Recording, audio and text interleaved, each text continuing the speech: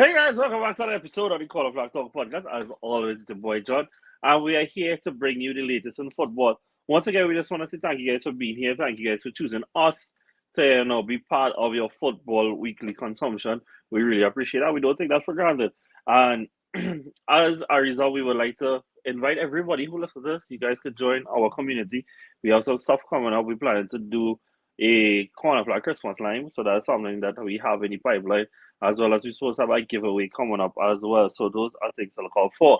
To digest this weekend of football, I have with me Daniel. Pat, was good, my guy?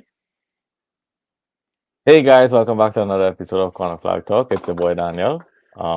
Just happy to be here as always, and That was good. yeah, That looking was forward to good. a good episode.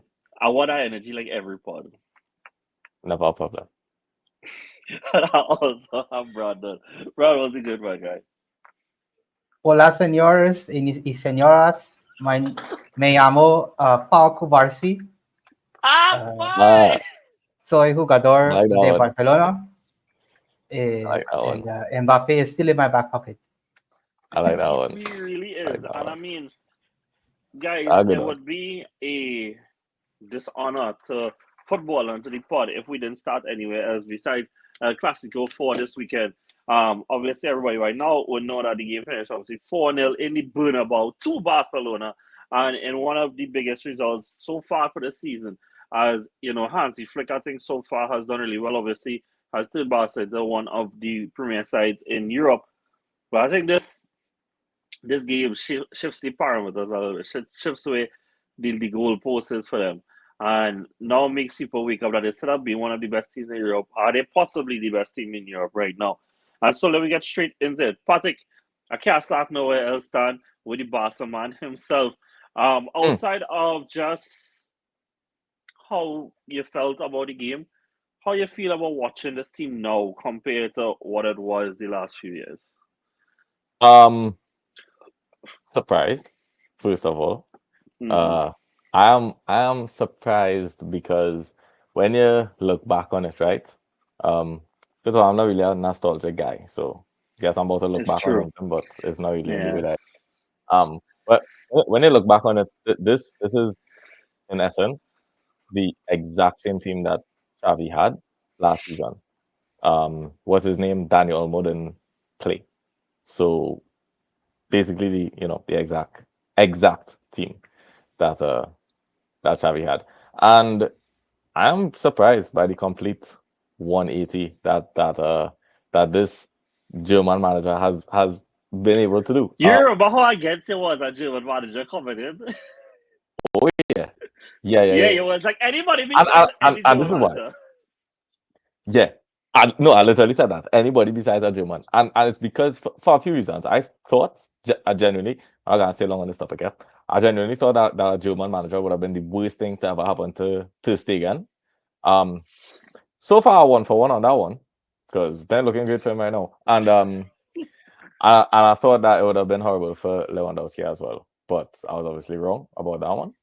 And I know later on we will get into the nitty gritty, but to give just like our overall view on the game. First of all, I didn't get to see the game, so classic fashion for me. But I rewatched the entire game um today this morning, so I had a great time rewatching it. I knew the score and everything, but I just Yeah. rewatched it because why not? Um, yeah, I the game like brought me a lot of joy. Uh, as a fan, obviously, as a coach too, I felt like the tactics were excellent, and we'll get to that later.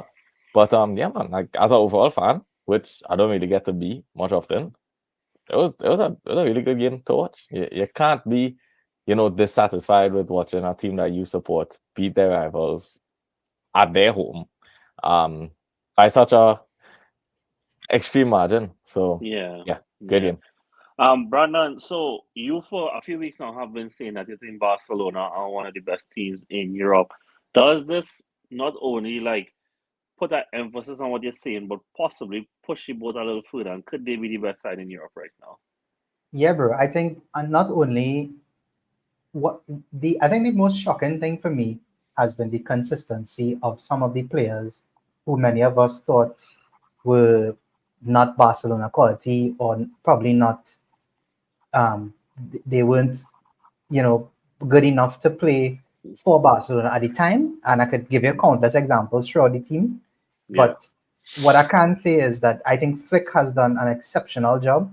I know I said from the start of the season that I thought Lewandowski was going to top score the league, and I think top scorer in the league is like the least of his worries. He might be going for a different kind of record right now with the Yeah. at the rate he's scoring. Yeah. And it's not, and I've seen a lot of people say this based on the Clasico, and I think there's a little bit of short-sightedness from some people.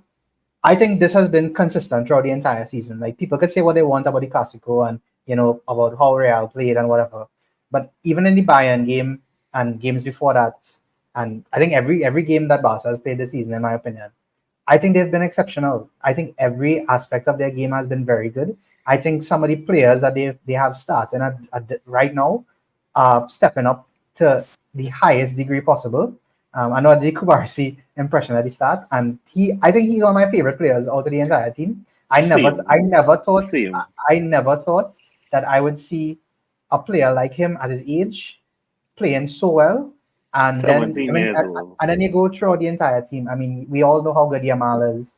Hmm. We all know how good Lewandowski is. I think Rafinha has, taken his game to a new level. And I think Flick has made him the epicenter of everything good that they do attacking wise. And I've always said that that is what Rafinha needs to do. And like that is where he performs better. It's the same thing at Leeds. He was the epicenter of everything that good that they were doing. So I Hmm. mean, yeah, I don't have anything else to say, bro, apart from, this is just vindication for me with what I have been seeing for the entire season. And I think, me being a not so fond of Barcelona person, Yeah. for me to say something like that, that is a big, big compliment to them and everything that Flick has done so far. Yeah, and I mean, look, it obviously does not harm the process when you can call upon an academy like La Masia that constantly produces this outlet of talent. I mean, like the funny thing is that how is Pedri not a La Masia product? But at the same time, you have Gavi coming off the bench. You have obviously Lamine Yamal. You have Paul Kubasi. You have Casado in midfield. It even had Mark Bernal at the start of the season, who unfortunately got injured. You also have Baldi. And, La Masia handprint continues to be all over this team. And as you said already, Patrick, the contrast between last season and this season is just so stark for them to see. And I think one of the hallmarks of it has been the discipline of this team, especially the backline. I mean, if you told a Barca fan going into this pattern, you could jump in here, that going into the Clasico, that you will be without Christensen, you will be without Araujo, and you're going to keep a clean sheet, I think you would have been a bit confused as to how that would have happened. You probably would have said, that, well, it was just one of them days where Madrid just missed a bunch of chances, but it was more down to the discipline of the players on the day. You know how you felt about that? Um, this is where I get to be a little tactical then. Oh, also you missed out another very important La Masia graduate, Iñaki Peña. He got a clean sheet. So let's Correct is right. You're very right. yeah, man, one of the greatest goalkeepers of the generation. Yeah, man. So, uh, I I get to say then that when you asked me before the game how I thought I was gonna go, I think I said if Barcelona can score early and continue that rate, then that's usually the way to unpick Madrid, right? Um, and that being said, when the first half ended 0-0, I thought, okay, we've surely lost because the way the first half went as well, I understand that Barcelona were able to create maybe just as much chances as Madrid did in the first half, but the quality of chances that Madrid created were insane. I didn't expect them to come back out again and once again have trouble dealing with that high line. But it was really only when so I watched the game twice, right? I watched it the first time as a fan, I watched it the second time as someone that wants to understand the tactics, right? So only really when I watched it the second time that I understood how difficult Barcelona made it on the day to get quality service to Mbappe. And that's kind of what it came to. I don't want to ramble for too much, because I know we're gonna do this in stages. But without talking about the pressing structure, because I just want to save that for its own thing, because it is a thing of beauty. Somebody told me after the game that they were surprised that a man like Bellingham couldn't take over this game because they thought that the deep runs that Bellingham continuously makes is what would have eventually broken that high line. So for them basically it wasn't really on Mbappe and Vinicius onus to break the high line. They could make dummy runs and then have a man like Bellingham running from deep and actually break it with him. And on surface area it makes sense, but Barcelona did such a excellent job at not only maintaining a high line but making sure the creativity could not come from the midfield is what made it so difficult to break it. Because if you're trying to break it now, we're talking about centre backs breaking the lines. Look back at Mbappe's chances. Most of the balls came from about 50 yards away, Yeah. if not more. It's Yeah. very difficult to time those. It's difficult for Mbappe and it's difficult for the passer. So I think the high line, I think that's how it worked. Yes, it was very disciplined from them, but I heard no one mentioning the role that the attackers had to play in that offside trap as well. Because had the attackers not done their job, then you have people like Modric being able to break the lines, and by no means do you want that. So I just wanted to, shine a light on that, and I hope we get to talk about the pressing structure later.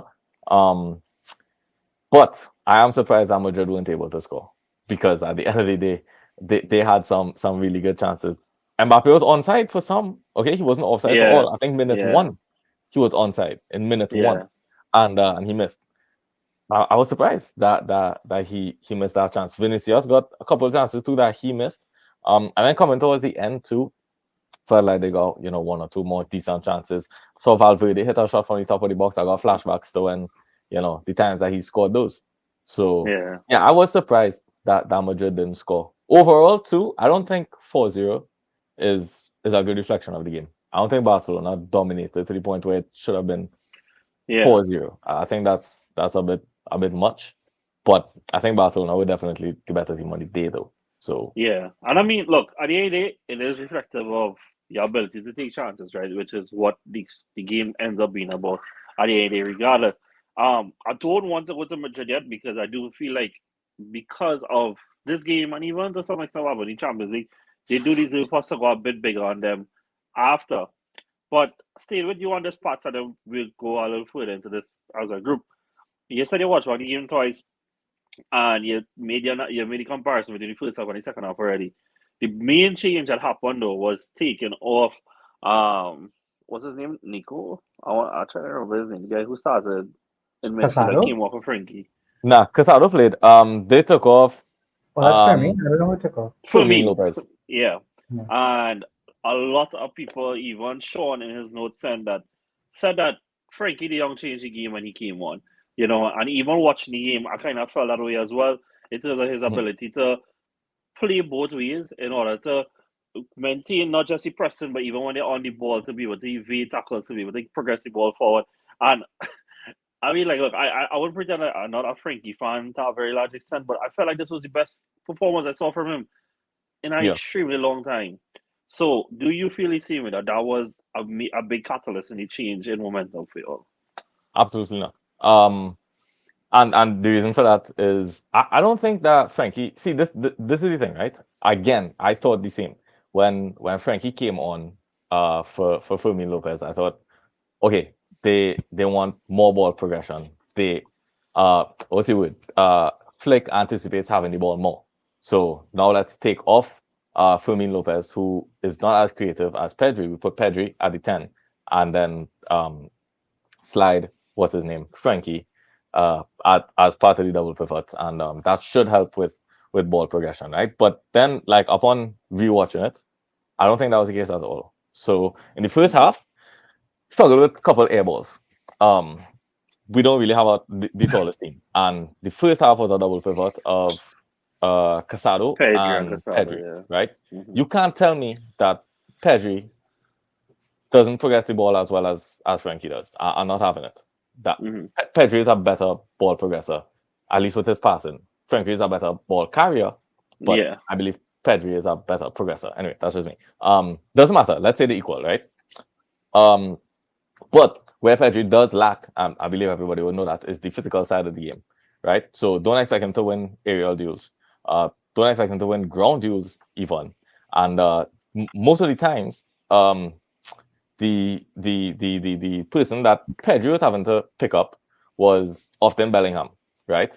Bellingham has a significant physical advantage over Pedri. So it was only upon rewatching it is when I realized that okay, Frankie came on strictly for defensive purposes. It's no secret that Barcelona were forcing air balls, and that does not play to Pedri's strength at all. Maybe Frankie should have probably even started the game, but he probably anticipated something different. So in all fairness, yeah, Pedri started, good call, whatever. Frankie did somewhat change the game, but not in the way that I believe people said that he did. I don't think he changed it because he was making these brilliant passes and unlocking this and that. I don't think he did anything offensively that Pedri was not doing. You know, Frankie didn't pick up the ball and drive 40 yards at any point. You know what I mean? He did. So things then that I'm gonna ask then, do you think that if it remained with the same 11, because like what even I was thinking about it too is that like Frankie coming on freed up Pedri to play a lot higher, you know? right. And do you think that if it had remained with the same three in midfield that you all could have gotten the same result? Maybe slightly less because again, maybe we would have conceded because again, Frankie came on and like showed up the defensive part of the game, the physical part of the Right. game. I mean, he's like what 6 foot tall or something. And he's better in the air than Pedri, stronger than Pedri, faster than Yeah, Pedri. yeah, He's more physical than Pedri, right? So on the defensive side of the game, it was an excellent call. But I haven't heard anyone mention that part. That's Right. what I'm trying to say. Like it's all about Frankie came on to help with the ball progression. But how could Pedri not have done that? It doesn't make sense to me. Yeah, You know what I mean? yeah. And then when I watch it back, all of a sudden he comes in, we're winning more aerial duels. Also, Yeah. the centre backs doesn't like the onus is not on the centre back to win every aerial duel anymore.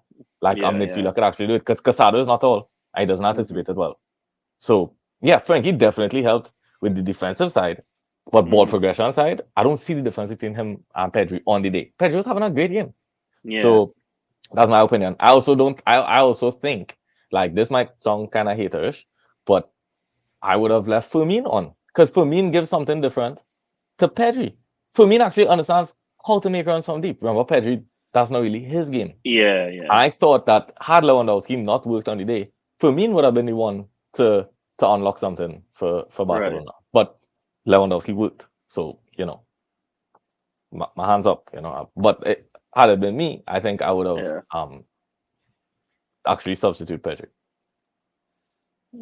Fair enough.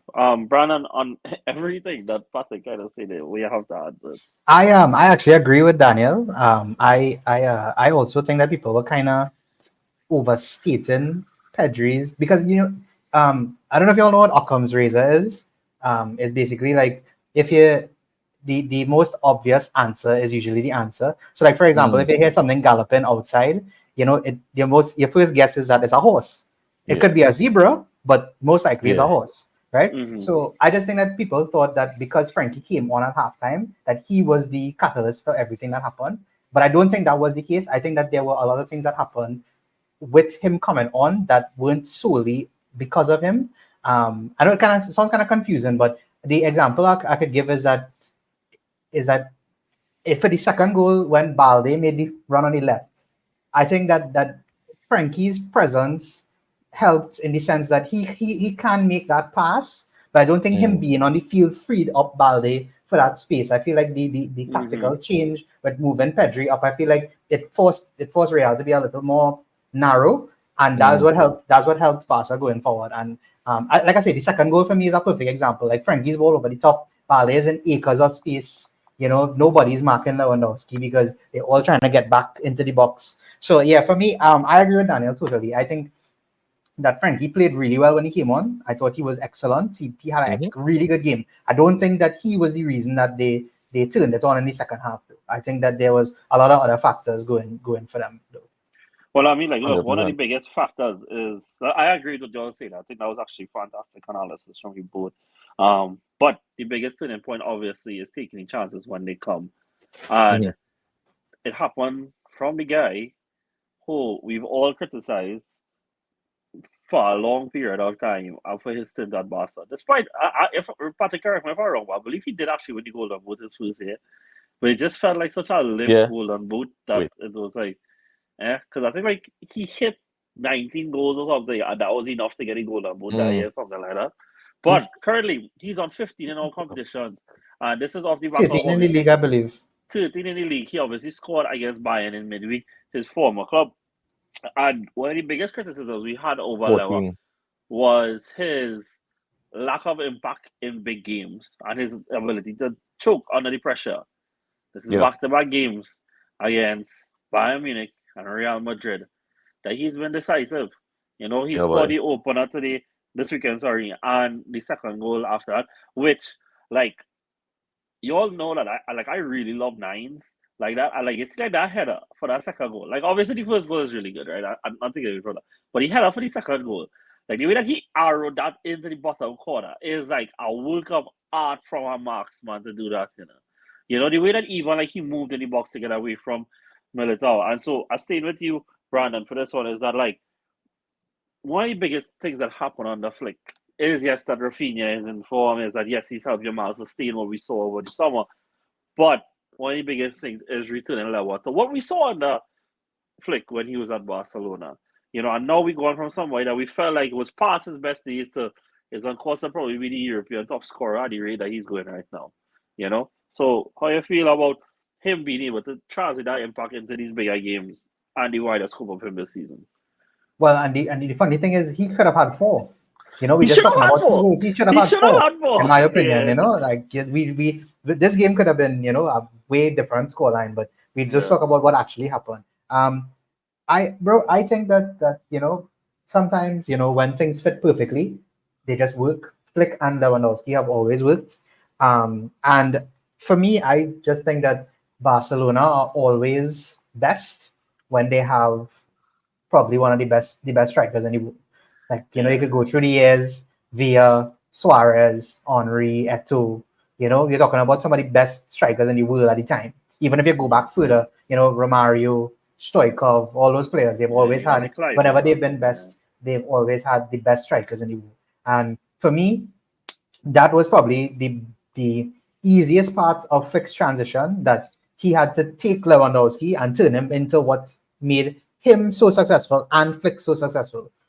Just being the best striker in the world. And I think that Lewandowski right now, I think he is on fire, bro. I can't believe how good he is right now. Like this is why there were comparisons with other players. I know Daniel is a frustrated Daniel, but this is why there were comparisons. And I think that he really made a big impact on the people who have rightfully criticized him for not showing up in big games. But over the last 2 games, I don't think it get bigger than that. And you cannot take anything away from him because of what he did in those 2 games.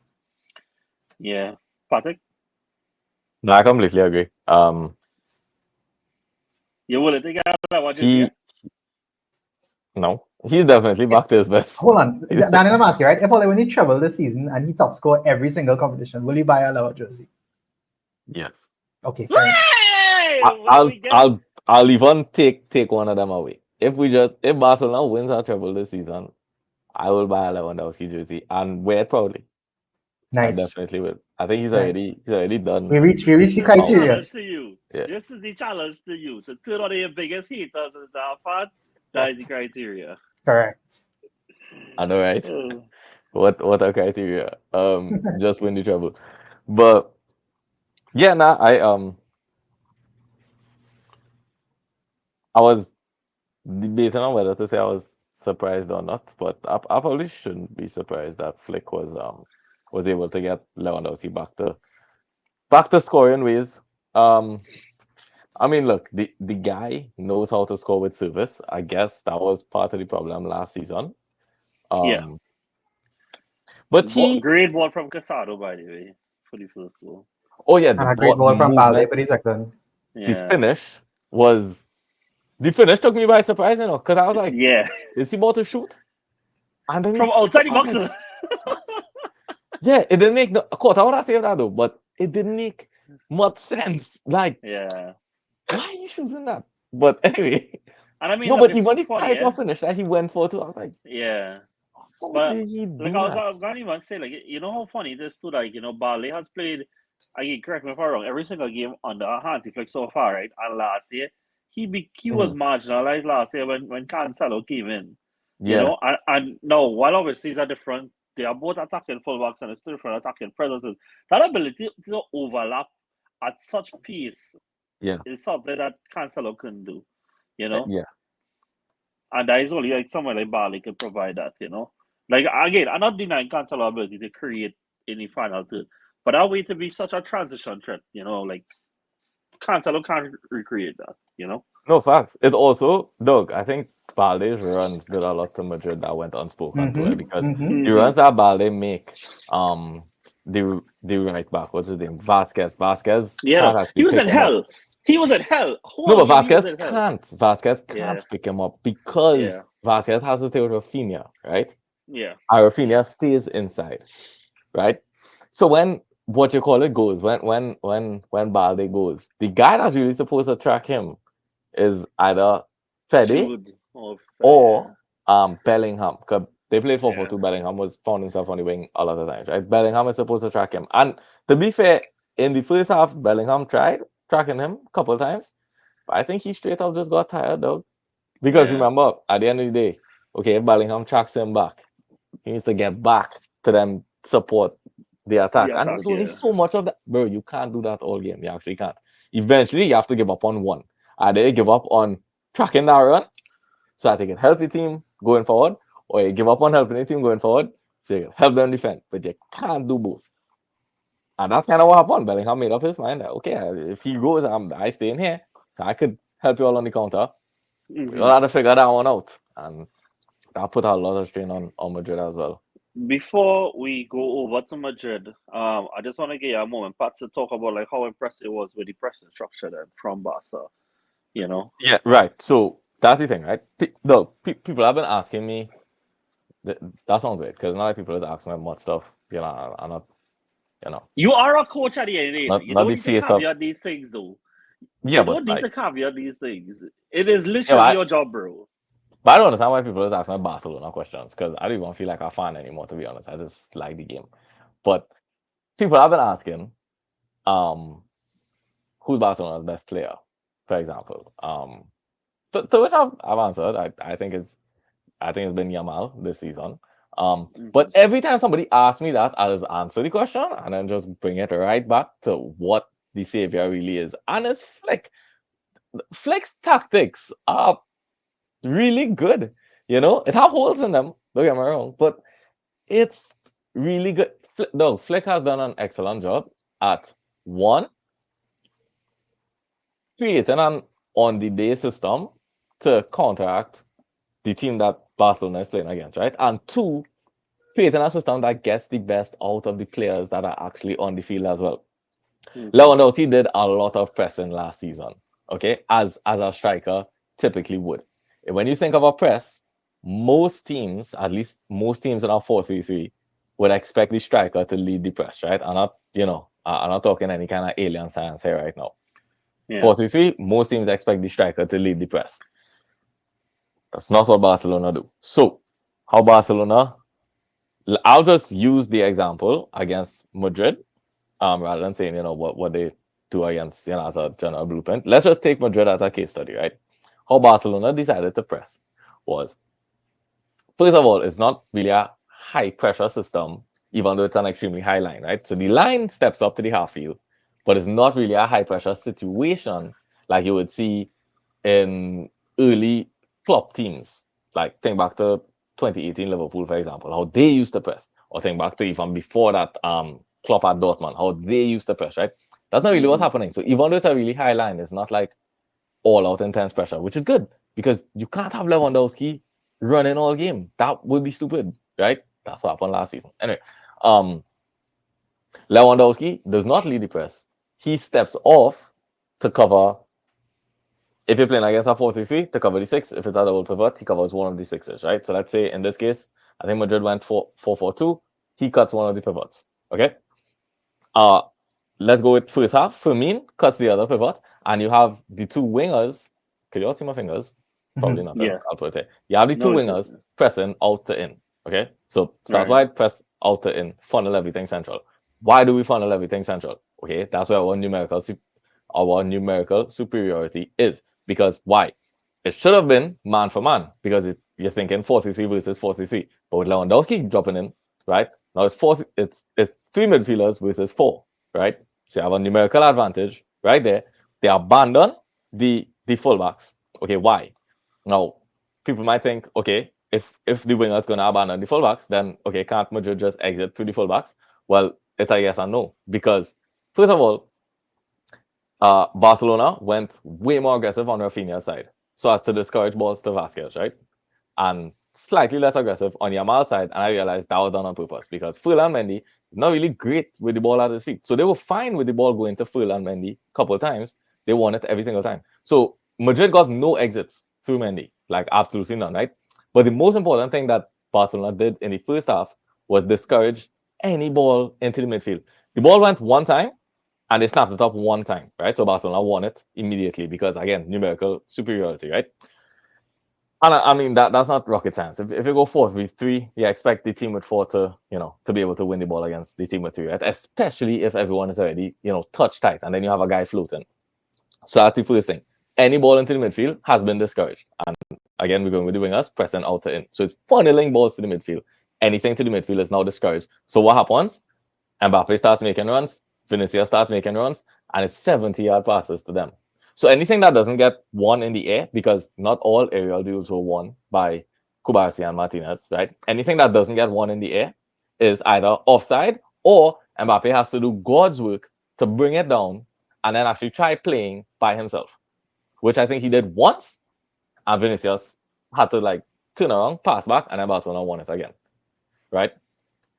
That's the first thing. And then the last thing though is that in the second half, I think this is the more important tweak. So I believe this is the tweak that actually won the game, right? Not Frankie coming on, even though Frankie coming on helped. But the tweak that won the game is Lewandowski started doing what I would only call sporadic pressure on the goalkeeper, on Lunin, right?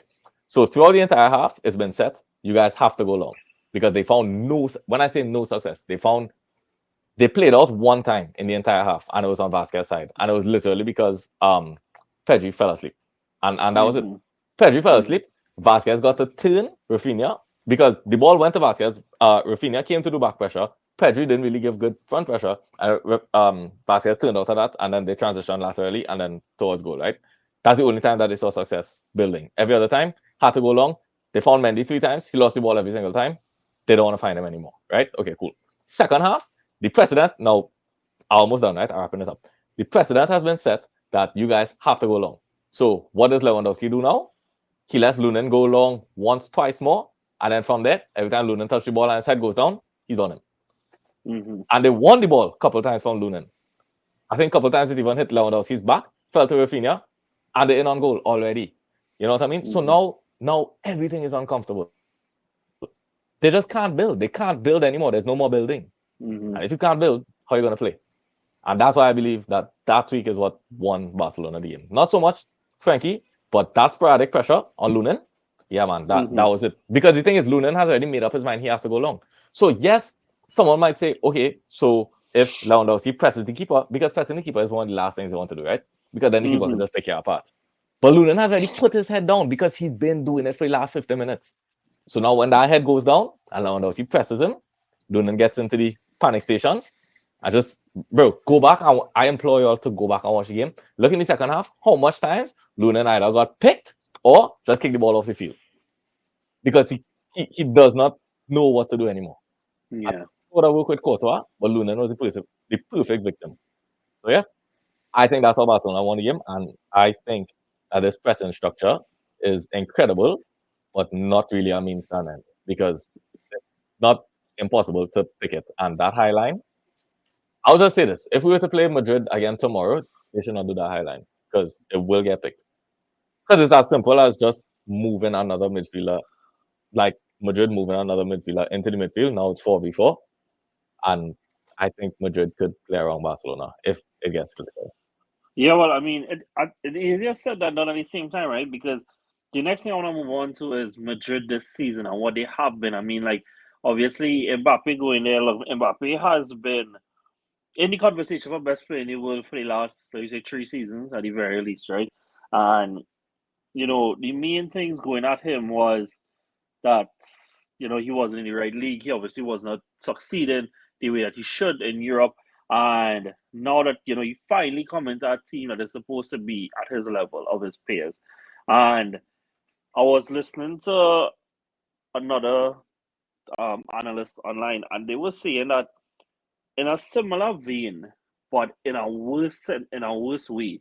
This is like Kane going to Bayern last year, where like there is all for him to lose and little to gain in the sense that Kane went to Bayern, and if they did not win the league, which we saw that they did not, how does that end up reflecting on Kane's legacy then? That all the time they were winning it until you reach, then you come, you were supposed to be this great goal scorer. Yes, they kept scoring goals, but ultimately it ended up with nothing.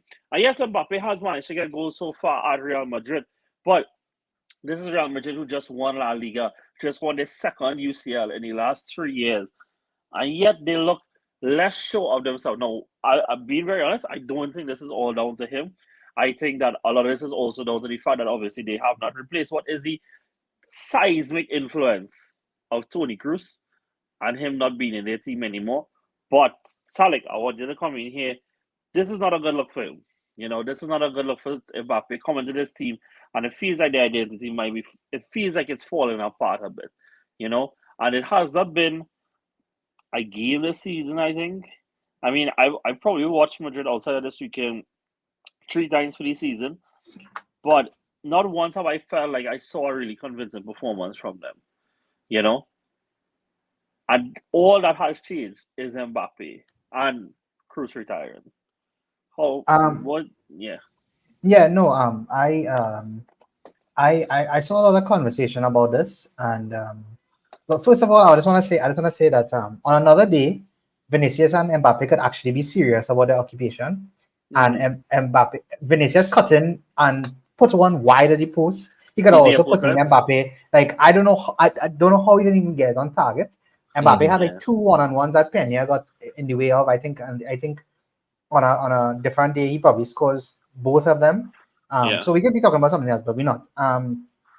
And what I really want to say, and I'll keep it very short because I know we have more things to talk about. One thing that we've always praised Ancelotti for is how well he uses his players in terms of how they understand each other and playing them in such a way that they are able to play off of each other. I think the problem that Mbappe has created is that because he's so new and because he's so important, that I know people call it relationism or whatever, but it's very difficult for them to find that relationism with him, because now they have to like create a whole new system for him to thrive. And then in getting him to thrive, the hallmark of the teams before is that all the players were thriving anyway.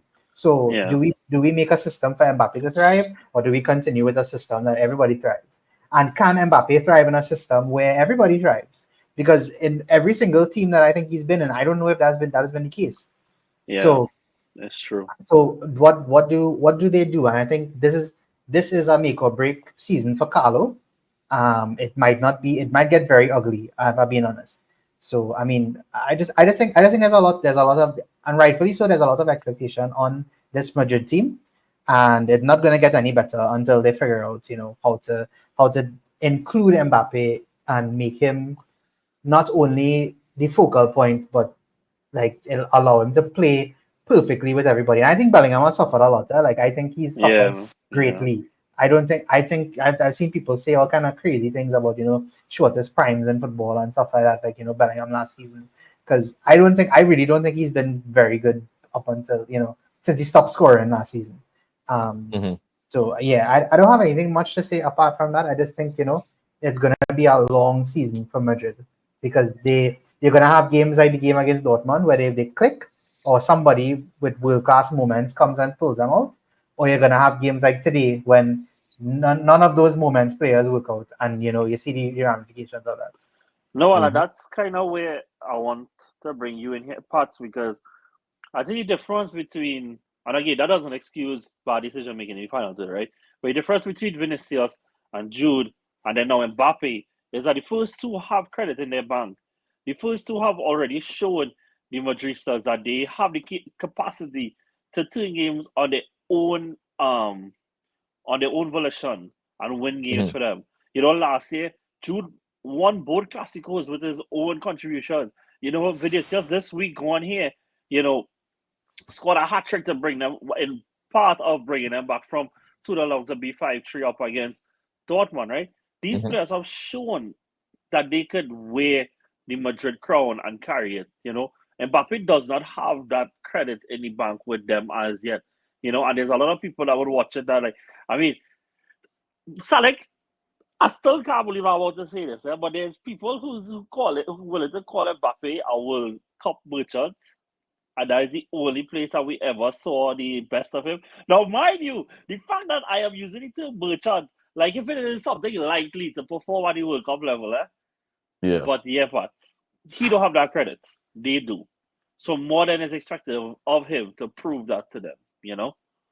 Yeah, I guess. But at the same time too, well, sorry to just come in with a but already, but oh, well, there goes again. But yeah, saying that is kind of like saying that Madrid fans only watch Madrid games. If that's the case, then sure, I guess they wouldn't know what Mbappe is about. But if if you take you know what is, at least maybe in my opinion, uh Mbappe should have more credit than Bellingham and possibly Vinicius but when it comes to the big moments, because Mm-hmm. that is the I think Mbappe probably should have slightly more credit than these guys for the games that he's man, we're talking about single-handedly winning games. Like, how is Mbappe in the conversation? So if Madrid fans only watch Madrid games, then that's fine, okay. But I also understand the sentiment that you need to prove it at your current club, and right now he ain't looking too great. Can Um, I play devil's advocate for them of a second, course. their parts, right? World Cup is 7 games, right? Yeah, Hmm. 7 games to the final, right? So then now, oh my god, I cannot believe I'm about to do this. This sounds like I'm minimizing the World Cup, though, which is terrible. Because I No, mean, that's to be fine. fair, he's been terrible for the Euros. So, well, less impactful at Euros, I Hmm. should say, right? So they're looking at 15 games in the World, 14 games at World Cup. I mean, he's obviously been Hmm. extraordinary, right? Supernova. And there were like some Champions League games that I still think that he was really good at. Obviously, it had a game against Madrid itself. It had a game against Barca even, where we won in the camp now, right? But then now it feels like the sample size for those big game contributions feels a lot smaller when you count it up that way. Whereas, like, Vinicius, until the Stuttgart game this year, scored or assisted against every single Champions League opponent for the last 3 seasons. You Hmm. know? Okay. Like, that is a lot of credit. Again, there was advocate here. I am not trying to pull down World Cup to the UCL level, although both Yeah, very yeah, high levels in itself, right? yeah, yeah. But that's 3 years in a row, right? That is not a small sample size. That's a lot of games. And there's a lot of big teams we're talking about in there. We're talking about Bayern Munich. We're talking about Inter Milan. No, they didn't play Inter. Against Man City, against Dortmund, whoever it may be, scoring in finals as well. So I could get more on board and say that Mbappe probably has more in the bank compared to Jude, because I think Jude's sample size is a lot smaller, you Hmm. know. But I think with Vinny now, it's a really long time that they have felt like they could just rely on him to bail them out of moments now. And now the chemistry is being put out of whack a little bit to try and accommodate this new entity. And it's a question of Yeah. then, would they feel like it is worth it? I mean, worth it at the moment, not because we are not future tellers, so we can't say that it will pan out to Yeah. show And that it was all worth it. before you go anyway, I would just like to say, I don't know why we need to caveat things with seeing things like this, right? But we are evaluating what we see so far. For Exactly. all we know, January come now, and it's not to reinvent the wheel. Correct. Vinicius, Jude, Mbappe, and Rodrigo are all fighting on all cylinders in this 4-1-5-1 formation. Some shit for this, all right? Correct. You get where I'm going with it, right? Like, we should not have to caveat it like that, but we do. It's based on what we see so far. I think though that part of the issue is that there are just too many large players in the team that feels undroppable, right? And I think Mm. Carlo just needs to. Carlo has been really good at making a system to get everybody to work, right? I think this is Yeah. the opportunity now for him to make a system and just see who works. And just let that be it. Because I don't, bro, every time Madrid add another superstar to the thing, it just becomes harder and harder and harder for them to play. You know what I mean? It becomes harder for at least to find a way for them to cohesively play together. Carlo did excellent last season with reinventing the wheel with Jude and, basically turning that number 8 into a striker at almost, and then they had Joselu still to help on the days that they actually needed a all and out number 9, but they've got rid of him now. They have no number 9 at the club, like no real, Yeah. proper number 9 like that.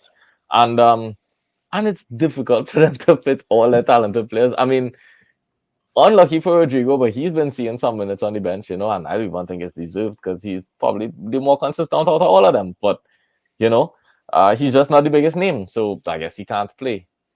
I think I understand that. I'm gonna be real now. You can't drop Mbappe, you can't drop Vinicius, right? Okay, cool. I think everybody else should be on the chopping block.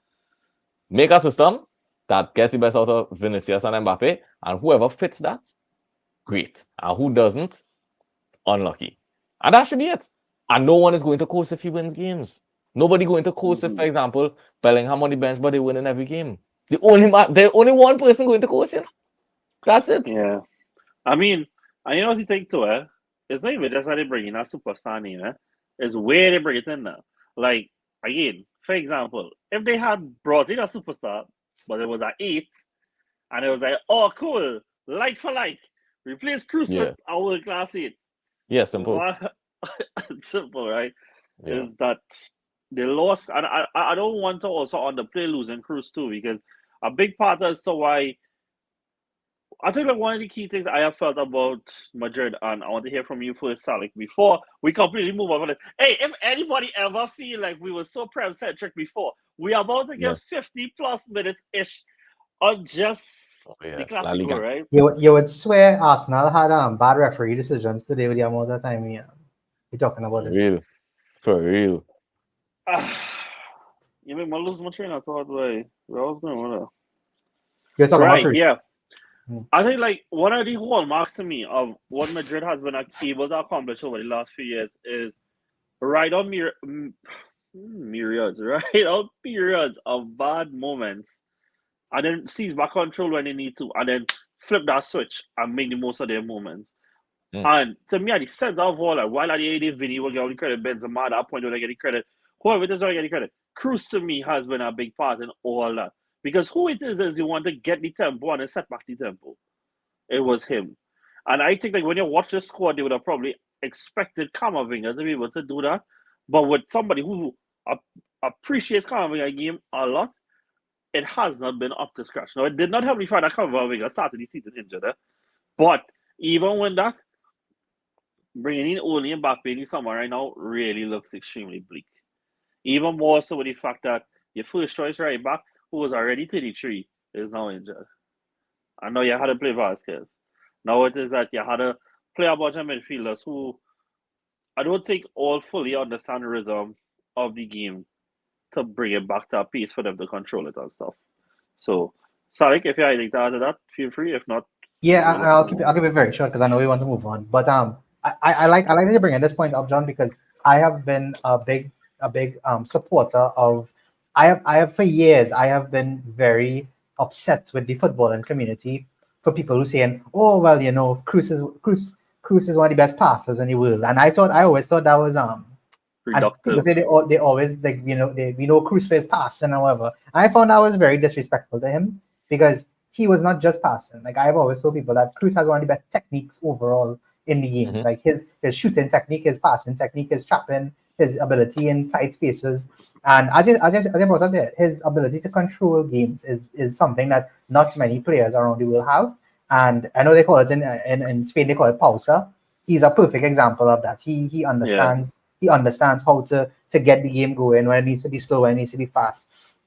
And to add to that point, I think we're also seeing the ramifications of stockpiling because I now think that Real are in a situation where they have so much talent, but they don't have the right players to fit the system. Because as I love Tchouaméni, I love Camavinga.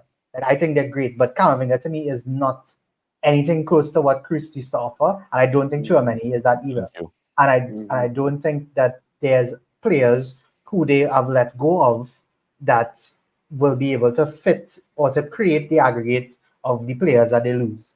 And if and to be honest, you might need three players to fit Cruz, but you only have two spots in a team, and that in itself is a problem. So and now they're in a situation where what do they do? Like, do they let go of Rodrigo? Do they let go of Chouameni? Do they let go of Camavinga? Do they let go of Valverde? Like, what do they do now?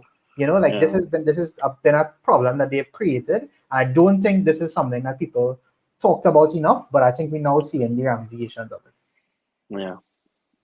Look, I'm glad you say that thing about Camavinga though, because yes, he's a really good player, but I was heard people saying that Camavinga could and this gonna sound like hindsightish, because to be fair, I never said anything at the time now. Because I thought I was maybe wrong. I figured maybe I don't watch Madrid enough. I mean, granted, last season I barely watched La Liga. I watched some Barcelona games. That was about it. I hardly watched Madrid. Even in Champions League, I wasn't really watching them like that. So I personally didn't really know. I had to go and watch videos and stuff. And the opinion I formed was, I don't see I don't see how people feel like Camavinga could take over from Kroos, because Camavinga is such a different player. Like, he likes to play short interplay kind of passes. That's nice and stuff. He's also he's also mainly a ball winner, in my opinion. He's a good ball carrier as well. Eh? If somebody wanted to tell me he's a better ball carrier than Kroos, but But apart from that, somebody to take control of a game, no. I got to cuss. So I'm glad I'll help myself back. So we don't have to edit this one. But yeah, no, he can't dictate a game. That's just not his role. He's more of like a support role. No, and Daniel, like I said, I know I'll come back to this point, but we all agree that Camavinga is an excellent player. He has exceptional talent. He's one of the best midfielders in the world. But he's not Toni Kroos. And he has very few qualities that Kroos has. Exactly. Like, you could recreate it. Like I say, you could recreate it with three players, but there are only two places in the team. So like I say, I think I agree with you. I think like people will see games where he passes the ball like he was spread play and whatever, but that's not what Kroos did. Kroos didn't spread balls. Like he played to the game, and I think that's a big thing that people not catching up on. Well, the word I was going to use for this is that I just think like Kroos always understood the temperament of what the game required, and I think that is probably what they're missing the most right now. It's somebody to understand the different temperatures that game goes through, and how to play at those different metronomes. Can't even say for who they could develop to bring in. No, I think not even bring in. They have to. Who do you get rid of? Who do you get rid of? That too, right? That too. And I honestly feel like the answer on the bench, boy, just try and get Modric fit and convert him to like a number 6 deeper player. Yeah, I think that might have to be the answer, because he's the only person left in the midfield that's been through all the Champions League winning campaigns, right? I mean, there's Vini, okay, great, but he's and Valverde. Right, and some of the campaigns Valverde wasn't even that fit.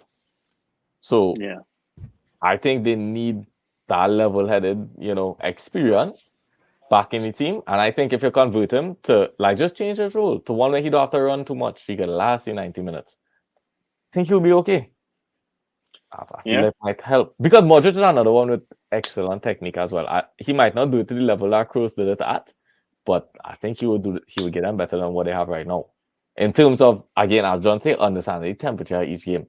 Because at this point, you can't tell me there's something Modric have to learn about football, right? There shouldn't be. So if you're looking for someone to react based on the what different games call for, especially the more important ones, I feel like he's the answer. Other than that, I don't know who you could possibly bring in, or I don't know. I honestly don't know. Cool. Nice. We went 55 minutes on La Liga football. Everything else is a quick hit now. Everything kind of had to be a quick hit at this point. I'm going to stay with you, Pats. Arsenal versus Liverpool. What was your general feeling of the game that you had? Yeah. I don't know if this is a hot take, however. I was low-key kind of bored during the game. Yeah. I really was. Wait, Johnny, are you saying the game was underwhelming? It definitely was. It wasn't overwhelming. I'll tell you that, sir.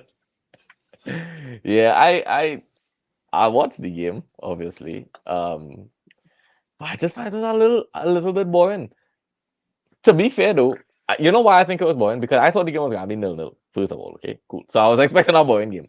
But then the game started, and like first half an hour it's 1-1. So I was like, hey, we on for something. And like transitions was happening quickly, and both goals was nice. I mean, Saka's goal was really nice. I like Van Dijk's goal as well. So on and so forth, right? Okay, cool.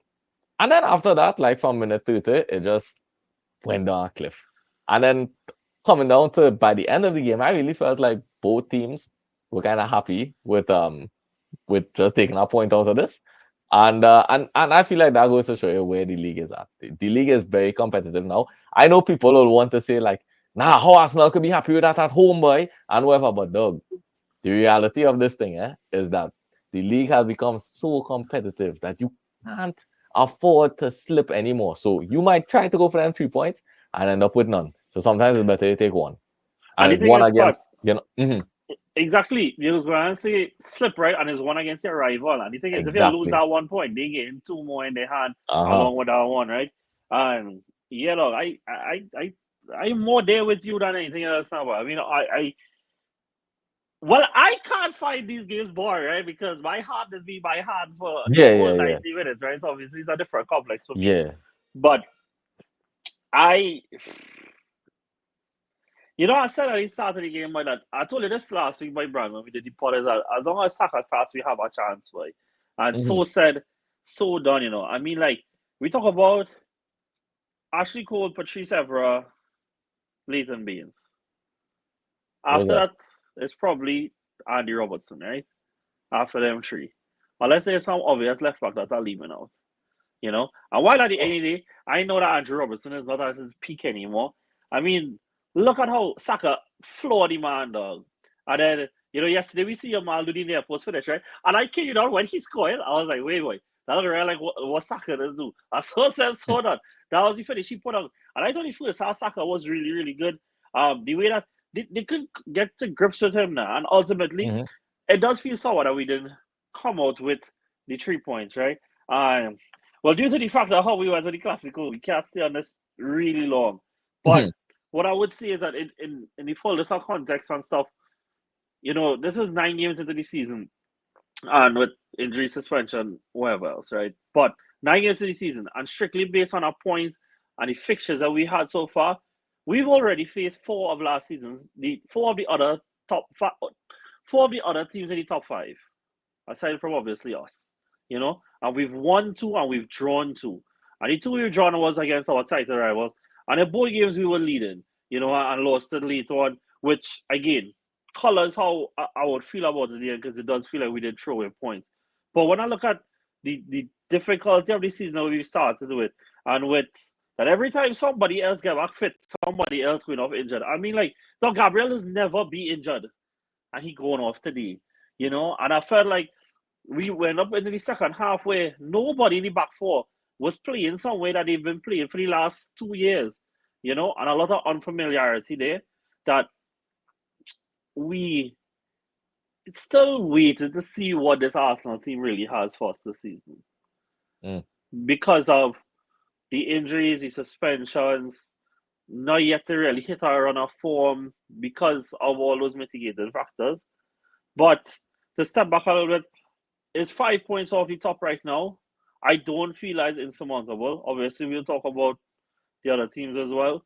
But I didn't come out of today feeling like it gone in any way. It's unfortunate. I do think we should have done more to try and get the points when we had the momentum. But I think also realizing that, like, obviously, that there's varying fitness amongst the different players at the start of the game. That when we had the momentum, we should have done more. We got punished for that in the end by an elite forward that is Mohamed Salah. And so it's go. You take the points and go on. I mean, when I compare it to what City have had, what Liverpool have had, Liverpool playing us today was the first time they played any team in the top, probably top five last season. I try to remember who was even sixth last year. Was Chelsea, right? So Liverpool also played Chelsea, and they won that game, and so they drew today. City are yet to play anybody in the top six as yet. So all those things considered, I could live with it. Even obviously, I would want more, but I could live with it with the circumstances. Salik, what was your thoughts? Well, I kind of have a conflicting. I don't know. Everybody keeps telling me these two conflicting statements. We played better than them, but we could be the draw. Like, how does that make any sense? Like, how you could play significantly better than them, and you're satisfied with the draw. I just don't get it. I understand the context of the title race and whatever, but these are the games you had to win. And I have a stat here, and I actually glad I found this stat because I was looking for it because I know it was super specific. Between the 43rd and the 81st minute when Arsenal were leading, can any of you all tell me how much XG Arsenal created in that? 0.05. 0.05 in almost 40 minutes of playing while being on top. And I think again this comes back. Hold on, I'll make this very quick because you're probably not going to say anything after this. This comes back to my same point that I've had over the entire season. It's a lack of cutting edge, and you could say today it was because of the injuries or whatever, but in my opinion, Saka played today and I thought he played very well. I thought Timber played very well. I thought every single player that was on the pitch played. I even think Partey had a good game, and I thought I didn't like him at right back, but I think he had a good game. He did. But at the end of the day, these are the games you need to win, and I think Liverpool. This is one of the worst Liverpool games. This reminds me very much of the Liverpool City game last season when City had one of their worst games, or like both of them had one of their worst days, and nobody wanted to win the game. Like it was just like yes, we were both settled for the point. Like you could go home smiling, I could go home smiling. And Daniel is right. It is a testament to how competitive the league is. But I think at some point, to me, I learned more about Liverpool today than I did about Arsenal. Like I feel like I've seen this over the season, and I know exactly what they're going to get from Arsenal, no matter if they're injured or not. But Liverpool showed me a lot of resilience today, especially Salah. I thought Salah was magnificent today. Like before the goal, he was playing really well, and Darwin got the assist. Darwin was causing havoc all game. The midfield was very poor today from Liverpool, probably their worst performance of the season. So and in that context, for me, I expected way more from Arsenal, especially with the fact that Saka started. I thought, they should have done way more today. Way more today. You had home. You had to win these games. But then you don't think then you would expect more from Liverpool then? Yeah, and I agree. This is probably their worst performance on the day, which only further enhances my point that y'all should have put them to the sword. Because Robertson had his worst game he's ever going to have, John. There's no worst game he's gonna have. And I know it's difficult for you to not have your red tinted glasses on. But all I'm saying is that if you want to get close to the title, these are the type when you smell blood, you have to attack. You cannot give them a way back into the game, and that's exactly what happened. Kiwior one mistake, and that was it. That one ball from Trent, who also had a poor game. I'm not fighting that, but in terms of coming into the game, right? You talk about smelling blood and taking advantage of it, right? Well, we went into this game and they knew that at the very least that they didn't know what kind of fitness Saka would have come into. They had no idea what Arsenal was even going to do with the backline because they knew regardless it was going to be makeshift. And you're going to wait to one of your title rivals because they are top of the league. So then now, these things don't happen in a vacuum of one to the other. You said that Liverpool had one of their worst performances, right? But that is a reflection as to how Arsenal also played. And so their inability to overcome that, you don't think that you would have expected more than from Liverpool, and then now feel in hindsight and after that a little bit disappointed then, because we saw them not play up to par last week against Chelsea, but Chelsea was flying to that point and they managed to get over the line in the end. So then now you have Liverpool coming to this. The only person who I think would have been missing from their starting lineup would have been possibly Jota, but they had everybody, they were flying, they've been winning. And they put their worst performance of the season. You don't think that should be seen as also disappointing? Yeah, I do think it's disappointing from their perspective. I think they should have done way better because they didn't play well. But at the same time, like you just brought up there, what I learned from Arsenal is that y'all are a neutralizing team. Y'all aren't a kill them and win the game kind of team. Like if you need to draw a game to get far, I'm sure that y'all can do it. If you need to win a game to get far, I don't know if y'all can do it at this point. That's my greatest takeaway from it. I think that's fair. Patsy, anything else you want to say? I mean, we really can't stay too long on each game from now, but Yeah, I guess all I'll say real quick is that I think the game was more even than people give it credit for. A lot of people Mhm. saying that. Yeah, I even heard the commentators say that it was a game that Arsenal dominated and Liverpool just had brilliant moments. I think that's nonsense. If you even look back at it, they both had the same number of shots, which is indicative to number of They chances had they very got. similar XG as well. That also, yeah. I mean, Arsenal slightly edged them, and if you wanted to say Arsenal had a slightly better performance, then that's fine. I'll listen to it. But man, I mean, I thought the word you used was resilience, Brandon, and I completely agree. We shouldn't say a team had a bad game because they had a good defensive game. You know what I mean? Like that. yeah. I thought Konate was fantastic today. Like, Dog, Van Dijk. Van Van Dijk was Dijk was great. insane today. Van Dijk was You great. know what I mean? Martinelli couldn't see his way with Van Dijk. But I'm Konate today though.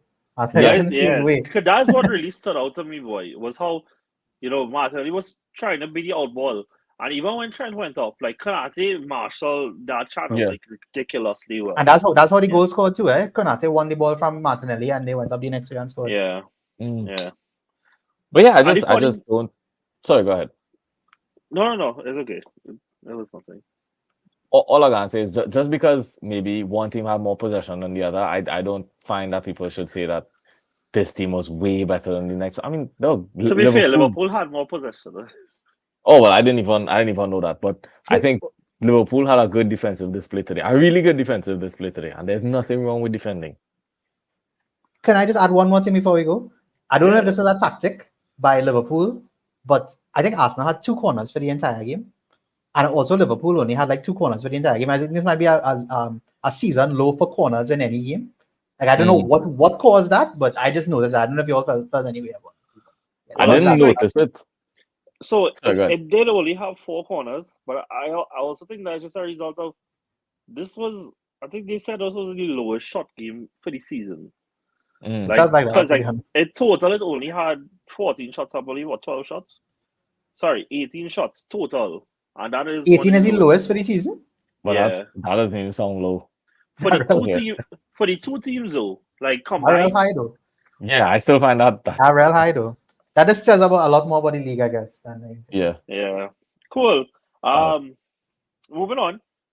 Well, okay, we'll just do this one night. Chelsea versus Newcastle. To quote Patrick, I don't know what's wrong with Newcastle. They do what used to work up until the final third, and then forget who they are. It's weird. End quote. What a quote. To be fair, so I had on the Chelsea game on this one, and I had the United game on this one, and Yeah. I was more watching the United game mostly because it was absolutely hilarious what I was seeing unfolding, right? Mm. But like every time I looked at the screen in the second half, to me, like it felt like Newcastle had the ball, but like at the same time, it didn't feel like it was actually going anywhere, you know. So Brandon, Look, I don't. Sorry, go ahead. Yeah, no, man. No, my bad. I didn't know you was going to Brandon. Yeah, I was gonna be like, well, Brandon, what was your overall? Yes, no, Brandon should talk first because Yeah. No, well, I mean, again, I'll keep it short because I know we stress for time. But I think again, we showed that we have a very good system. We have one of the best players in the league. You know, like his goal was excellent. His ball to release Neto was incredible. I can't say enough good things about Cole Palmer, man. I also want to big up Jackson for having to score in a game. And I totally agree with what you said. And I think it goes back to, I think my sentiments from a few weeks ago is showing on the pitch now. Like I just feel Newcastle are stagnant, but like even their play right now is stagnant. There were so many times where they had the ball and they just didn't do anything very pedestrian, nothing inventive, nothing at all. And just not going anywhere. They gave us back the ball so many times. It almost felt like they gave us the ball to say score on us and let's see if we could defend it. So I don't know, boy. I don't know what to think about Newcastle. They're not in a very good space right now. But as for Chelsea though, being fifth, I can't say anything more about how impressed I am with how we've been so far. I mean, dog, if you're taking this side of Newcastle had in the end, Jacob Murphy, some fellow named Osula was on, Lloyd Kelly, Willock, Longstaff. They took off Harvey Barnes. Like this team feels very mid-table-ish, dog. Like outside of Isak, it just feels very mid-table-ish. You know, or the one thing I want to say is that he did take the goal well. However, Nick Pope needs to leave the football though, because the football already leave he though. That was a horrendous attempt at getting down for the ball, dog. Like, Man I too don't tall, think right? that is not just I mean, today. he is His six whole foot season, 12 dog. though. His whole season with this one, dog. He need to go. It was nice.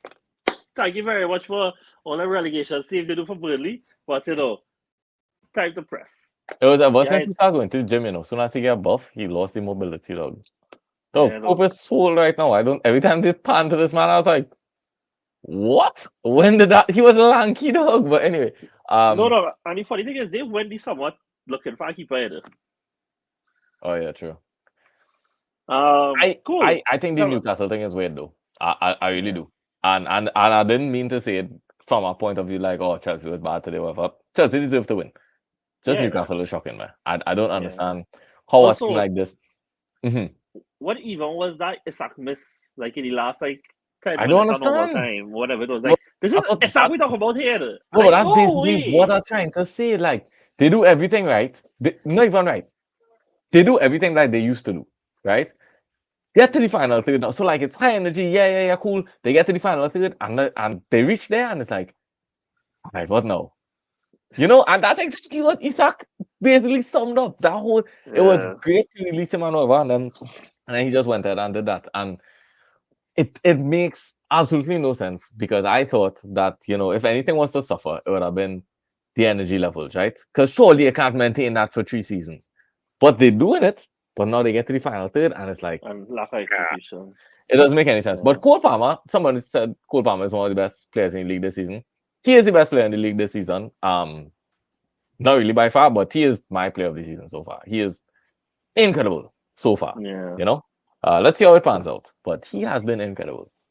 Well, somebody else would want to have a conversation about best player in the league is Haaland, who managed to get his score sheet 5 minutes into the game, but then after that, Man City forgot what it was to finish. And well, Haaland forgot what it was. Yeah, it is Haaland that forgot how to finish in this game. But last week we said like his shots were down, right? Like over the last few games. Well, the shots wasn't the problem this week. And I mean, Right. I guess like even for the best finishers in the world, variance can happen to them. But like this is 3 games in a row now where we see City had edgy wins in the sense that they were all 1-0 margins.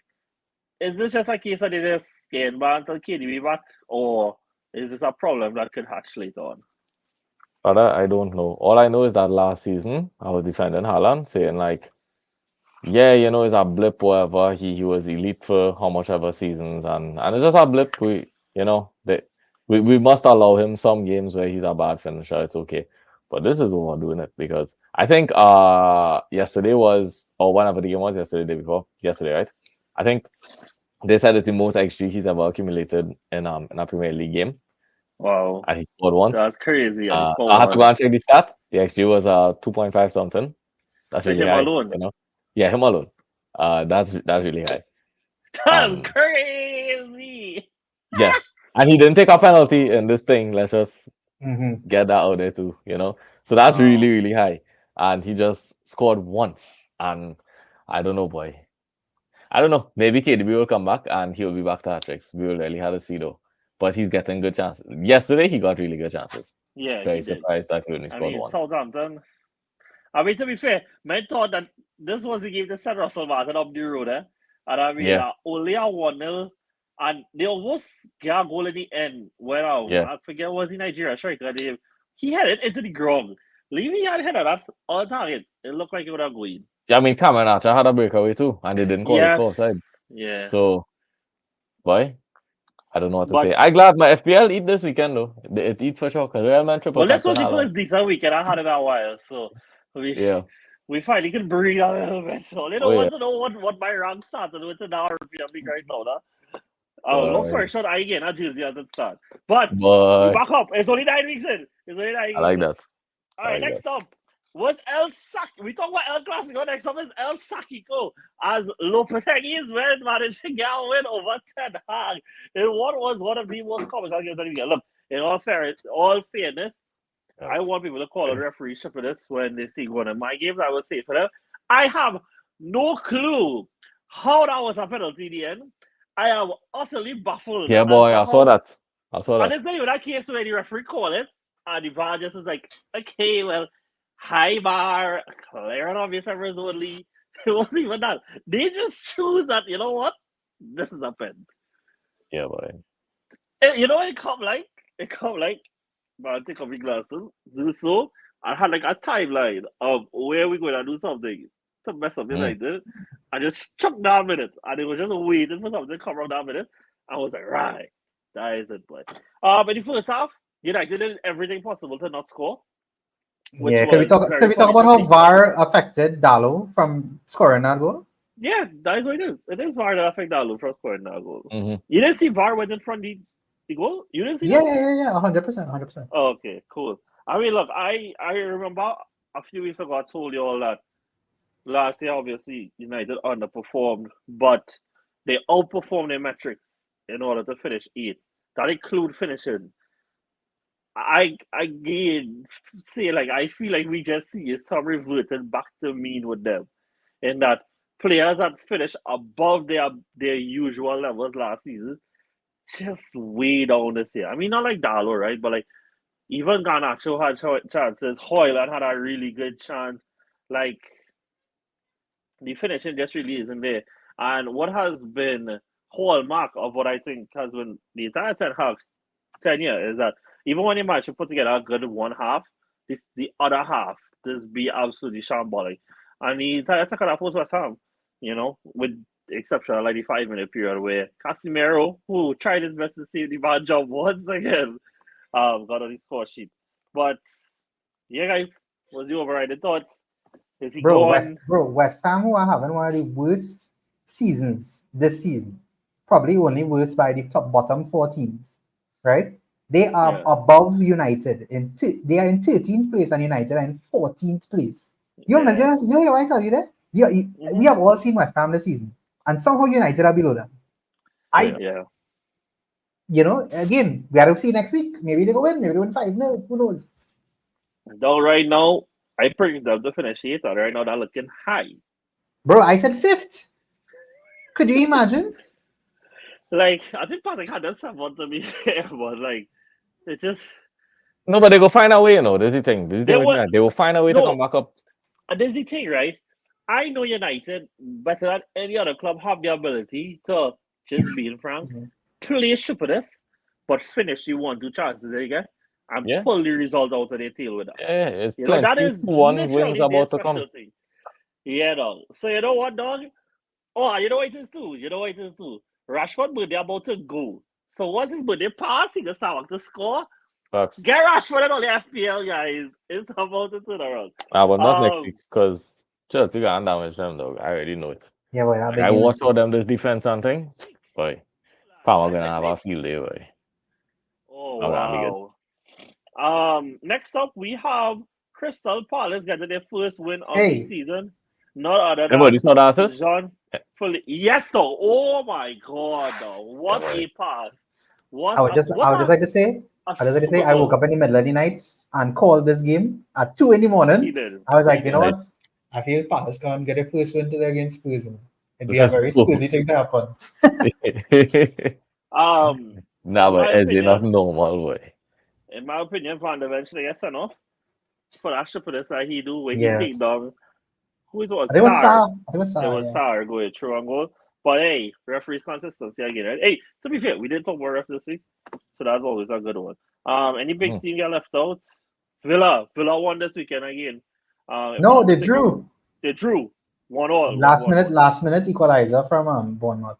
Yeah, and in the game with the highest scoring game of the weekend was Brentford 4-3 against Ipswich.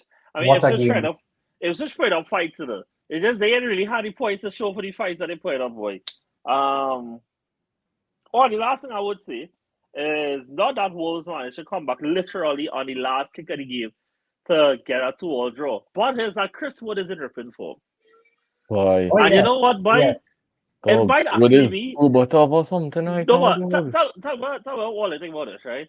That what also done, Chris Wood get end up being like one of them mid-table legends that we'll always remember fondly of, But because I bro, believe so. he's been at all those clubs too, like he's been Yeah, good at every single club too. because when he was yeah. at Burnley, he did really well. Then when Newcastle, when they buy him out, and he helped them recover that season, and now he Mm-hmm. got to Forest and was keeping them up, and now he had them high flying Oh, because now I he's think the flying. eight, Yeah, they're flying. I think the eight in the table, seven, them No, seven they in the seventh. table. Nottingham Forest, who I had to go down, whoever else had them to go down, and seventh Yeah. in the table after that game. Yeah, Now, boy. Wood is on something else right now. I don't He's on something understand it else. because you're watching play and it's like this guy's average, like he's very average, but I don't know how he finished out by the They man. just really play to his strengths, boy. They just really play They to his do. strengths. They do. I They do. really like that about Forest. They really play to his strengths. Mm-hmm. Okay, so I'm gonna just blitz through around Europe real fast, and then we're just gonna go through the Champions League game. Bayern won 5-0 today for anybody who cares. There was a 4-4 draw between Inter and Juventus today, which Bro, is that game was actually insane. insane. That Yeah, game was insane. Yildiz scored twice for all the fans out there. Zielinski Yeah, also scored 2 pens. Yeah. he did. But well, did I lose it? No. Atletico lost today against Real Yes, they Betis. did. Great start of the season for them. Atalanta won 6-1 this weekend. Bro, Dortmund lost. did you see their front three? Yes, it was It was Lukman, De Lookman. Ketelaere, and Retegi, right? It was like Yeah. 2 goals, a goal, 2 assists, 2 Yeah. goals, 1 Yeah, assist. yeah. It was like All them. Lookman insane gets 2 front goals, three, 2 bro. assists. Yeah, no. Yeah. And I didn't even play 60 minutes. Yeah, They crazy. pull him off early and I didn't even understand why, to be honest. Crazy, bro. I had to put up my hands and say, I was real wrong about Atalanta, bro. Real wrong about And they're Atalanta. looking They're good. really Yeah. good. They're playing real well. They're Yeah, looking really good. yeah. And on that note, going into the Champions League games, like I think they might be capable of watching that top 8 now and saying that like maybe they could get in it. And so let me just get straight into it, right? AC Milan picked up their first win in the Champions League this season, that 3-1 win over Bruges. Monaco with their second win, 5-1. Arsenal with their second win as well. Villa, another win. Girona with their first win. Villa on top of the table, sir. Yeah, See it Villa as on it is, of the top of the table. That's insane. I'm trying to figure what's the best way to do this, but it'll come to me. Sporting one away. Yeah, right. Still, Grants never gonna get with they got to end up in As- rock bottom. John, here what to do, right? Next game, please pick the other team. Let's just see if it happens. Please. I just want to see if it happens. Please. Please. Who they play next? Who do you even play next? I don't even know. I'll check. You keep calling. I'll check. Real Madrid came back from behind, obviously, against Dortmund. Dr. Z, is there even anything to say about Dortmund? Like, this just feels so Dortmund-esque that they will go 2-0 up and they won't just Complete lose 5. it. They will lose 5. Like, so embarrassing. PSG Some guys drew. playing Dortmund. Dortmund next. So long days. Long days. PSG drew at home to PSV Eindhoven. Oh, yeah. And then on Wednesday now, Atalanta. Everything conspired against Atalanta in this game for them not to score. All including both posts and the bar and the keeper. Yeah. Everything for them not to score. Everything. Brest managed to continue being undefeated by going 1-1 with Leverkusen, which I thought was really impressive. Atletico suffered their second defeat of the Champions League, losing 3-1 at home. Did you all see Zagrova goal by chance? Absolutely insane bullet, dog. Bro, them collect 7 in 2 games, That really yes, crazy. dog. Atletico, And so one, Crazy fan Atletico team. and the one that they score was off of a mistake that the defender make, and Albert just pick up the ball and manage to finish it on the keeper. But like, it was tragic. Barca winning 4-1 against Bayern Munich. In case they didn't hear that all week. Feyenoord winning at Benfica 3-1. Hey, Salik, well done, man. You got real plenty predictions correct this weekend. yeah, that's because it was good for me. City won 5-0. Shock horror. Leipzig 0-1 to Liverpool. And Inter managed to win 1-0 away to Young Boys. So, guys, I know the only game that I think we probably want to talk about a little bit really is the Bayern one, unless you all want to talk about anything else. But before we do that, just looking at the table, if I could find a means of actually pulling up the table itself. Right. The top 8 as it stands. Villa, then Liverpool, then City, then Monaco, then Brest, then Leverkusen, then Inter, then Sporting. Arsenal are 9th with the same amount of points but outside on goal difference. Then you have your Barca, your Dortmund, your Real Madrid, and your so on, right? But it's looking like we have some scenarios where it has some big name teams that could be looking to miss out, not just on the top 8, but put themselves in the playoff situation, which can get very, very, very sticky for them. And so those teams I think I really would like to highlight, and we can talk about how their campaigns have been so far, is PSG, Bayern Munich, Atletico Madrid, and then there's even like RB Leipzig and AC Milan. But let me start with Bayern Munich then. Obviously, Bayern lost to Villa last week. I credit to Villa. They're on top. And honestly, I'm watching all of Villa fixtures. And only the Juventus one, I would say that I feel like the other team really have a chance of not winning. I mean, they rotated this week, against Bologna and won. I think that's really impressive. It says a lot about where they are, But yeah, Bayern Munich, guys, it's not looking good. There's two really intense games that they lost. Yeah, and I was gonna look at their fixtures to try and see who they have to play left. They have Benfica, they have PSG, they have Feyenoord, and they have Shakhtar, right? So I mean, Shakhtar is pretty much the only one I would see them get. But if I was a Bayern fan, I'd be real worried, because as a big team, I think with the new format, the fewer games you have to play, the better. Yeah. Or the higher position you have, the better. That goes without saying. But if I was a Bayern fan, I'd be super, super worried, because if you don't win, I think if they draw 2 of those games, they're not making the top 8. I think that's real difficult, because they could lose to PSG, and Benfica are playing really well, and so they can beat them as well. So I would be very, very concerned. Yeah, Pat, you feel the same way? No, I feel the same way. It's not looking good. I don't think they're going to make the top 8 for sure. And after that, we'll have to see where they land and how they do in the playoffs. Yeah, and I mean, like, for me, what it is like, you see the teams that already lost twice, especially like games where you feel like just based on name alone, they probably should at least get points out of them. And so I'm watching them, and I'm watching Atletico Madrid. I don't think it's there for them to make the top 8 anymore. Yeah. Like, I think their best chance is playoffs. Hopefully, you have a draw and you win, right? Because, like, when you're looking at the top 8 right now, 2 teams have won all, but then everybody from 3rd to 9th are all 2 wins and draws. They're all undefeated. Yeah. You are asking these teams to then not go and lose 2 games minimum for you to see a way. Like, that just feels really unrealistic. Then you also have, like I said, well, you have Milan, who finally get a full set of points. I think right now for AC Milan, getting into the playoff spots is more than good enough for them to just give themselves a fighting chance going forward. Which is sad, but, that says a lot of where they are. And then there's RB Leipzig, who, look, they've been a consistent team in the knockouts for the last few years of Champions League, but they have 0 points. To make this sound even worse, they were up 11 men versus 10 against Juventus and allowed a comeback against them of 2-0 up to lose 3-2. Okay. And then the last one is PSG, who have 4 points. It took a deflected Nuno Mendes goal for them to win the first game. They obviously lost the second game to Arsenal, and then they drew at home to PSV. You just said that they have to play Bayern Munich next. I could try real quickly to see who else that they had to play. They had to play Atletico as well. Atletico, like, I know that this is PSG post Mbappe, yeah? But this feels like an extremely big fall from grace for them. They were semi-finalists. Well, what I say, like, they were semi-finalists last year. They also had to play Man City, by the way. Oh, they do? Oh, yeah, they do. That's good. I thought that was the last person. Hold on. Stuttgart, which is a hard game as well.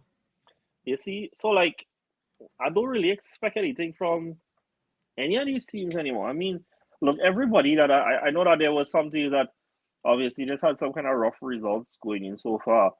But, like, I think when you watch teams like Lille, like Brest, like Atalanta, like, they've really positioned themselves well to make a case for themselves to, if not to be in the top 8, to fall into the playoffs. And when you watch the way that these teams have played, if I was buying Atletico PSG, I would be worried. I would genuinely be worried. These teams are fearless and being deadly at the same time. You know? So, is there anything that you guys feel like anything stood out from the Champions League last week before we wrap up that you want to talk about? Is there anything particular from the buying game you want to point out, Salik, sorry, that you want to say? Anything at all? I've never done. You have anything to say on the Barca game? No, really, it was a similar analysis, I think, to the Madrid one. The only Yeah. difference is that, I mean, Bayern obviously tried to break through the wings, whereas Madrid tried to break a little bit more centrally, and Barcelona allowed them to break on the wings because they just made sure and got really physical with Kane in the box, and Yeah. so that it was another really good approach from Flick. And Rafinha is different right now. They gave him back his Yeah. Brazilian passport, so happy to see that. Yeah. Is it Yeah. Vinny? Well, Vinny doing enough to get the Ballon d'Or? Is it feel doing enough to get his Brazilian His passport? passport back? Yeah, they have that in the favelas right now. I don't know if he will get it back anytime soon. Look, I guess Hard we to could say. do more official commentary on it next week, right? But how do you all feel anyway about Vinny winning the Ballon d'Or? If not him, who? I guess that's the real question. Everybody Well, was kind of you know, can still the damn thing. How about that? Yeah, This year was bro. bad. I've been honest with you, dog, and this might sound real bad. Like, I don't think we have like a outstanding candidate this year. And Yeah. like, even if there was an outstanding candidate, I don't think like overall it is justified. Because I feel like Vinny did really well in the Champions League, he did really well in the league, but He did. overall, I don't think his game like translated into all forms of football. Mm-hmm. And that's for every single player who I think is in the top for Ballon d'Or this year. I just feel it's a very weak set of candidates this year. Truthfully, not to say that the players are bad. It's just I don't think like the criteria this year is very high. Yeah. Mm-hmm. I agree. Fair I enough. just want to say one thing before we move on from the Champions League, Sure. bro. I real fearful for Atletico. I've been real honest with you. I think Yeah. they've scored 3 goals for the Champions League because they eat.